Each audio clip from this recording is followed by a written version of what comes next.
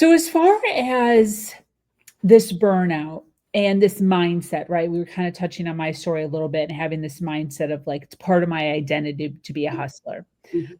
Where does this identity come from? Are there wounds that we need to be healing from the past Mhm. that have made us feel Yeah. as if we need to be in this go, go, go, go, go state of mind all the time Yeah. that is causing this burnout? Yeah, I mean, it definitely comes from the past. So these are things that we've learned. These are ways of showing up that we've learned. No baby is born not feeling enough.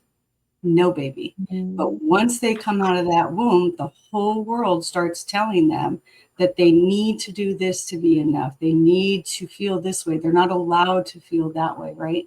And so even if you grew up in a beautiful home, which most of us don't, and your families are amazing, and which most of them are not because all parents have their own wounds, right?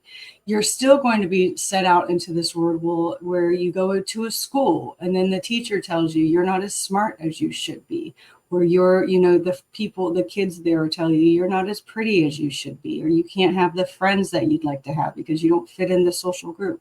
So the wounds come from the whole, basically for everybody, because this is the way this world operates at this point in time, is people telling you constantly you're not enough. So what you do is you find enoughness, which is a word that I kind of made up and love, through achieving. Mm. And so as I can prove myself to the world by doing, I'm showing them I'm worthy. And so it comes from a place of not being worthy. And so the more trauma you have in your life, the different ways that people show up for you in your life causes what's called attachment styles, right? So how do you attach to the world? Are you nervous all the time? Are you anxious all the time? And so you have to go out there and prove, your worthiness through, doing everything for everybody because you feel like you're a failure if you're not. Are you clingy? Do you need people to approve you? Do you need people's approval? All of these things are how you grew up and or what experiences happened to you in life. Okay, I have something that's coming up for me right now, but I'm like having a hard time. I was hoping you would keep talking. I was trying to.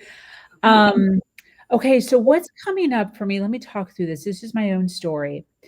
So I have everything you're saying, I get, right? Not being worthy. Yes, that's my story. Yeah. Feeling like I have to do everything in order to prove. Yes, that's my story. Oh, there is a fear. This is real life right now.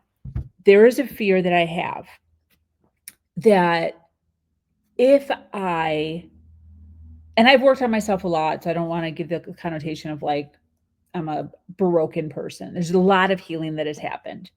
But I feel as if I purposely have left some of it open or some of it unhealed because I know, like, I'm so self aware of this that you're talking about.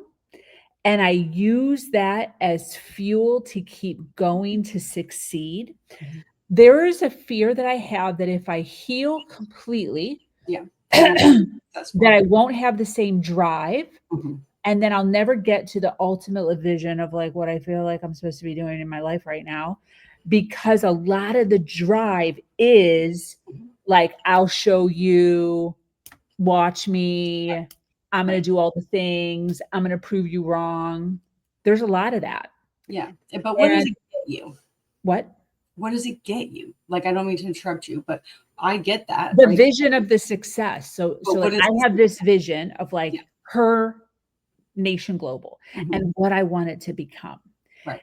And if I am good, right? If I'm like good and healed Yeah. and like really don't have any of that anymore, then I feel as if the fire will like diminish and like not be as strong, not be as like go, go, go, like fueling coal into a ship like the Titanic. Yeah.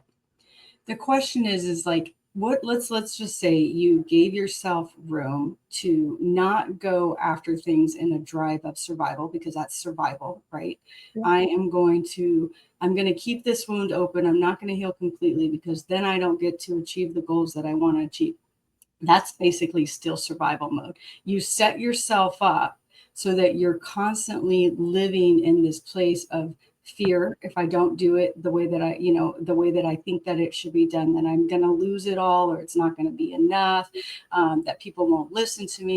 I won't be heard. I won't have enough money. I won't have this, and that. So, okay, great. Why do you want, like, what the end goal doesn't mean that it has to go away simply because you don't go at it in a place of survival. What would it look like if you went at it from a place of love and joy?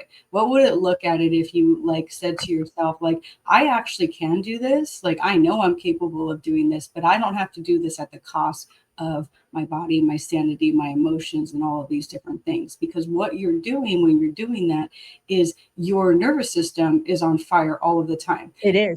Yeah. Right. And then when you get sick, maybe you don't get sick often, but when you get It sick, just happened last weekend. I was projectile vomiting on the side of the fucking road. My body totally broke down, and I had to sit in the dark for 2.5 days straight, just last weekend.